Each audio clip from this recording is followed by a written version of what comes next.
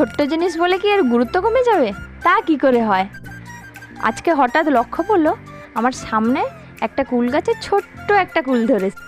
মুকুল অনেক দিন আগে থেকে এসছে, কিন্তু আজকেই দেখতে পেলাম একটা ছোট্ট কুল ধরেছে, ওপরে আরেকটা ছোট্ট কুল ধরেছে। এটা হচ্ছে আপেল কুল। আগের বছরও এই গাছটাতে অনেক ফুল এসেছিল, কিন্তু একটাও ফল ধরেনি। যাই হোক, এবারে ধরেছে।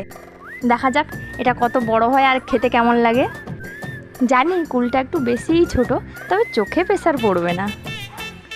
আর তার সামনেই রয়েছে আরেকটা আতা গাছ। দেখো কতগুলো আতা ধরেছে, ছোট ছোট, তবে খুব একটা সাইজ খারাপ হয়নি। দেখো একসঙ্গে একটা ছোট্ট গাছে কতগুলো আতা ধরে গেছে, তবে এগুলো থাকবে বড় অবস্থা পর্যন্ত। আগের বছরও খেয়েছিলাম। সব ফুল আসতেই আছে, যেগুলোর ফুল আগে এসেছিলো সেগুলো আতা ধরে গেছে, আর এগুলো এখনও ফুল ধরেছে।